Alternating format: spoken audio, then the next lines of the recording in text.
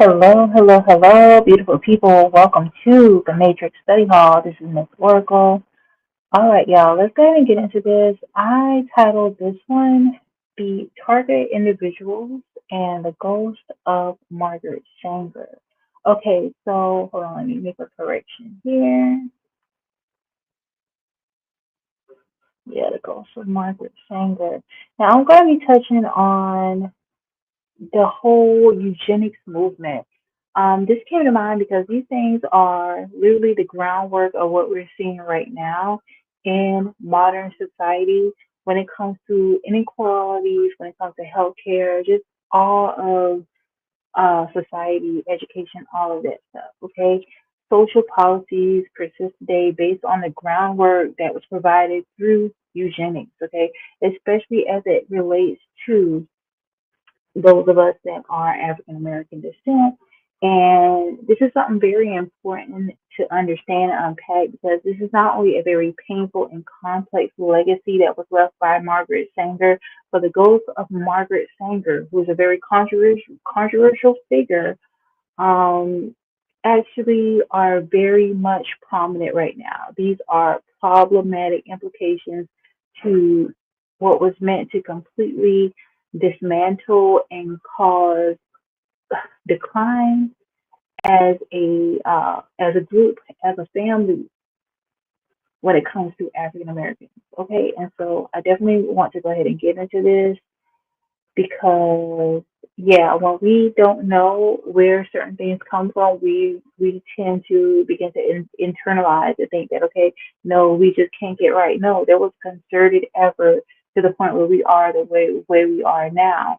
And even when it comes to Planned Parenthood, which is why Margaret Sanger comes to mind, because even when it comes to Planned Parenthood and the normalization of the Plan B pill or the normalization of 187ing the babies. All of this that we're seeing as the norm is something that was intentionally put out there. So let's get a little bit into eugenics. Okay, eugenics it was a movement that gained so much popularity in the late 19th century, around the earliest 20th century. And this was aimed at so-called improving the genetic quality of human populations. Okay, and what that meant was that in the U.S. primarily, this also intersected with systematic isms, not only classism, racism, okay, but also xenophobia. And when it comes to those that are of melanated origin, okay, I'll just put it that way. Because when it comes to algorithms, sometimes it can be tricky if you're speaking about things that are real deal. So I'm just going to be using some key terms, okay? So when it comes to those that are highly melanated, okay, or melanin dominant, I'll put it that way, along with other marginalized groups, okay, they were so-called frequently targeted. As I mentioned, the targeted individuals for these eugenic policies to be forced on them. So some of these policies include forced sterilization. So what this looked like was thousands, hundreds of thousands of men and women that were melanated were forced to be sterilized, oftentimes without their consent. And oftentimes these were state sanctioned eugenic programs. So for instance, if there was a child that may have learned differently and was put into maybe like a special needs class or something like that, they would deem that this child is unfit to procreate. Okay, and so they may have some type of way of making it okay or permissible for them to go ahead and sterilize the child. Even when it comes to disciplinary actions, that was a form of punishment. They would utilize, okay, this child has behavioral issues, let's sterilize this child. But all these things were just an excuse to not only target, but to disseminate a population of people, not factoring in this child may have behavioral issues, this child may have learning disabilities because of external factors within their environment. This could be factors in the form of systematic oppression. Okay, when people internalize oppression, oftentimes that looks like is trauma, traumatizing children, all this stuff. So instead of now working on getting to the core of why the child is behaving this way, they just went from point A to point Z, and let's just go ahead and sterilize the child. So all these things were factors, and we're continuing to see this now. Another thing too, in regarding to the ways in which we were targeted as the targeted individuals is through medical experimentation. So oftentimes those that are melanated subjected to not only unethical medical studies, but most infamous is the Tuskegee syphilis study. Okay, this persisted from 1932 all the way to 1972. Now that is a long time. What is about 50 years, 40 years? Long time, but this is something that persisted. They were running a active case study and utilizing these, in particular, black men, but it also affected the women because these men were intentionally given this disease, and then they were going back home to their families, to their women. So in turn, they were also spreading these diseases to the women as well. So these things that they did in regarding to not only the medical experimentation when I refer to Tuskegee, but there's a whole host of other things that they've done to lay the groundwork to completely not only disrupt, but to completely annihilate melanated communities and families. And so this is why I mentioned about the ghost of Margaret Sanger is still present. Because even as of late, so this was around what 2024 when there were major campaigns when it came to these political campaigns, and they even had the Planned Parenthood um, femicide, I'll put it that way, infanticide bans, they had those out at the campaigns, at the polling rallies. So think about that. For them to push this type of agenda that you have free reign to, you know, take your children out, like it really says a lot. And we also know, and I'm not going to get too much into that, but we also understand that, and for those of you that are aware of eugenics and are aware of the things that go on when it comes to um, the underground versions of eugenics that are being played out, these people want us to be mass producing, but at the same time taking the lives of these innocent children so that they could not only consume them but use their, you know, body parts and things for all sorts of reasons. So this is definitely evident of the ghost of Margaret Sanger and eugenics still being alive. Okay, so let's go ahead and get more so into this. Okay, I want to focus a little bit on who Margaret Sanger is. So Margaret Sanger was the founder of what would become Planned Parenthood. Now keep in mind that in the early stages of Planned Parenthood, it was called the Luciferian Agenda. Okay, so this was much more than just birth control advocacy. That was the guy's birth control advocacy. But the involvement of the eugenics so-called program um, supported eugenics. So eugenics was aligned with uh, racial cleansing, is what basically, like they wanted to eliminate the darker hues as much as possible or to stop their numbers. And they also even initiated something called the Negro Project. And this was around 1939. Sanger initiated this project to promote birth control in so-called black communities. Now, I say so-called black communities because these people understand that we truly are the children of the Most High.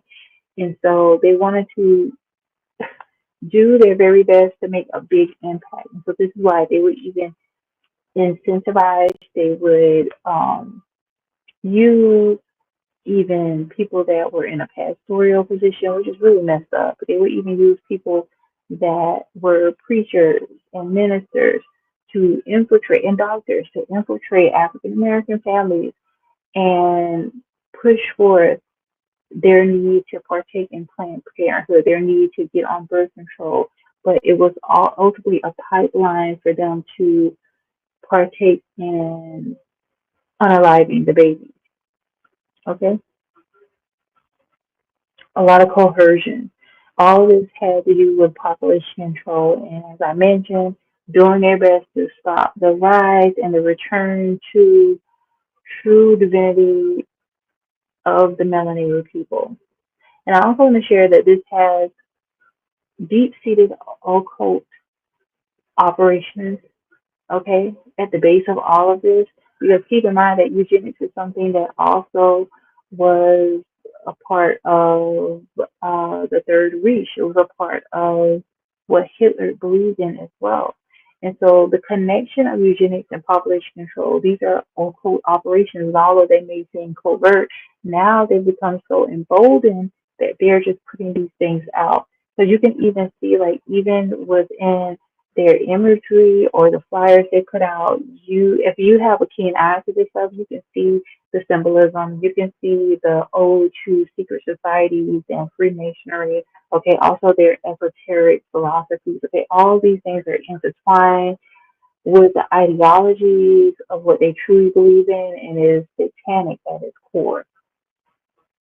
Okay, now I want to also share too that this is why it's important, especially when it comes to the youth, to be aware and make them aware of why is it that we should be against certain things, or even when it comes to, as I mentioned, certain lyrics. Early on in the share, I mentioned about how even certain lyrics of music, they speak about, popping a plan B, or they speak about F them kids, all these things is not coincidental. These people are incentivized to say or to put forth a certain type of ideology so that it feeds into self destruction.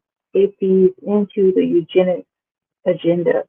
So we must be aware that the ghost of Margaret Sanger is alive and well, okay?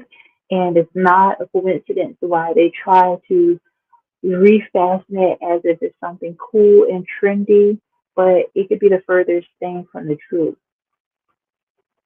Okay? It's very sinister, it is occultic, and it is a way in which to affect us in a very negative way. Especially as I mentioned about forced sterilization. That's insane that there were state sanctioned programs, it's all the way from the early 1900s all the way to the 1970s that were, I believe that it was even later than that.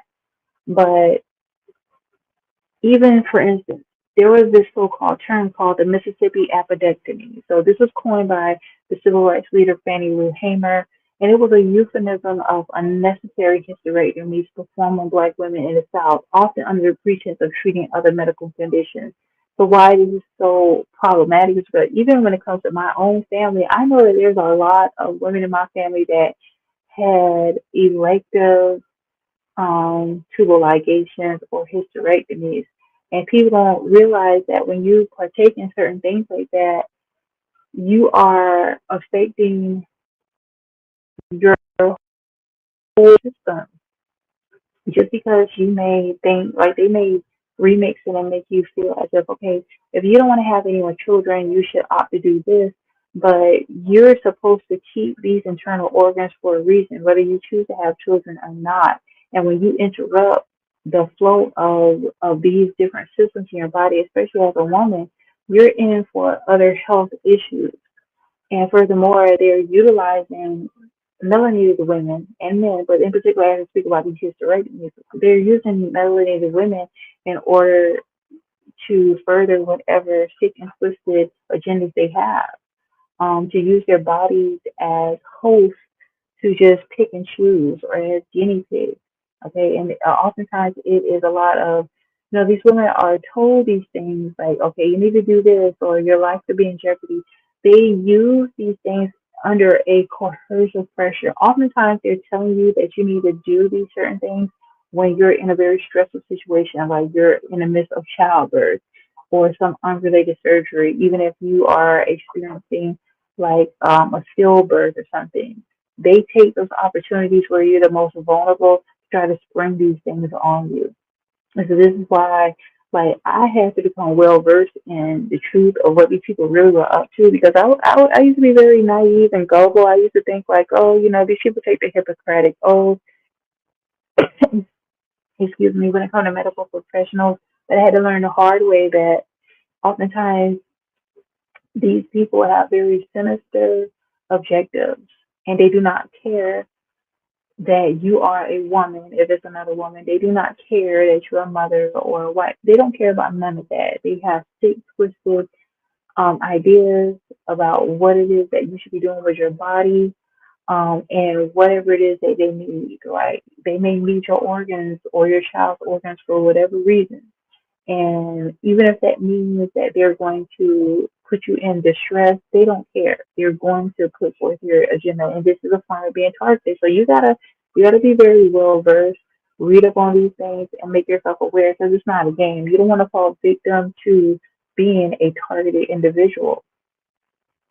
Also, as I mentioned about when it comes to people with disabilities, okay, these eugenic laws often targeted those that were labeled mentally deficient or they would even call them feeble minded.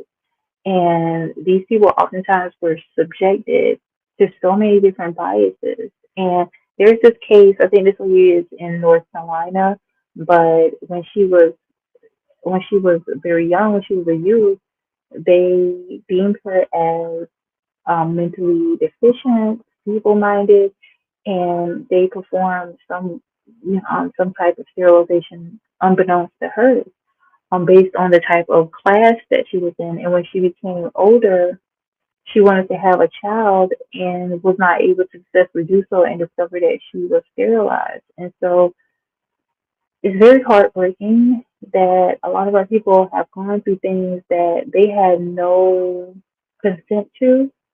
But when you know better, you have the advantage of being able to safeguard yourself, okay? Because some of these things were done to us, it was not justifiable at all. Actually, a lot of these things, there was no medical reason for it other than their own occultic or sinister plot to think that they're going to impede or reduce our numbers.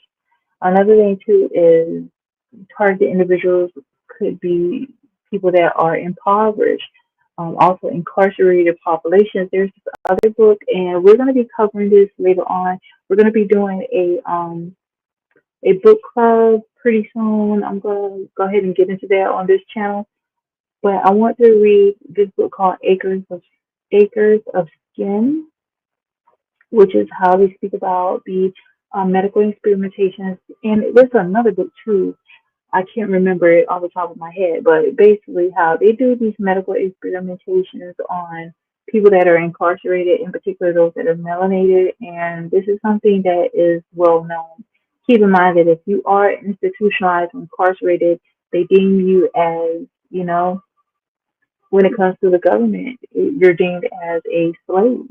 So it's like just as they used to do all type of diabolical things in the past, they think that they have free reign to do that as well. And so I want to get further into that too, because literally, if you are in prison or some type of mental institution, um, public hospital, oftentimes sterilization is offered or even forced or coerced as a condition for either early release, financial support. They may provide some small financial incentive or your ability to have healthcare access. As I mentioned in North Carolina earlier, that state alone has a eugenics board that approves over 7,000 sterilizations, dating all the way back to the 1920s. And many involve women that were melanated and they happen to be on some type of government assistance or welfare. Yeah, really, really bad. So another thing I want to mention about the modern consequences and how we're beginning to also see this show up. Hold on, y'all. Let me make sure. Again, thanks for all of you that are here. Thanks for liking and subscribing, y'all. I do have a sister channel here that you can tune into if you're interested in any type of spiritual messages. I will have it in the description box below, and you can click there and support a sister. Okay, doing something positive. All right. Go over and support that channel as well. I really appreciate it. And don't forget, who, yeah, support, donate, do all the things. I really, really appreciate it. Now let's go ahead and get into, as I mentioned, about the ghost of Margaret Sanger and some of the things we're beginning to see, the modern consequences. So in recent years, some states have acknowledged that they engaged in eugenics. Okay, as I mentioned about North Carolina, it became one of the first states to offer financial reparations to those that were sterilized. And even when it came to 2020, there also emerged new, do you hear me? There emerged new allegations about forced hysterectomies that were performed on women that were immigrants. And these things happen at the so-called ICE detention centers. Okay, so this is definitely an echoing of the past diabolical, covert things that they've done. And so this is based on some of the key themes. So we have systematic um, oppression in the form of the isms, racism, classism. Okay, sterilization programs often reflected a deeply entrenched idea about who was fit to reproduce or to live. And eugenics never fully disappeared. As I mentioned, it is echoing in the ideology that persists today when it comes to genetic engineering, when it comes to population control, when it comes to rights for women. Okay, and so we must not take these things lightly, because when we begin to turn a blind eye on the things that happened in the past, what we're beginning to see now is these things are continuing to trickle over into the present, to the point where now they are including them in popular music and lyrics to make it seem as if it is okay. And it is the furthest thing from the truth. It is not okay. And so, as I come to a conclusion with this, understand that you have the ability to stand true to what you believe is right. Okay, you do not have to go along to get along. I don't care how many times, they try to make it seem like it is acceptable and it is okay, to take a plan B or to, um, take a child out. All these things are the furthest things from the truth.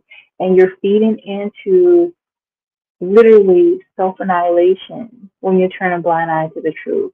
Stay true.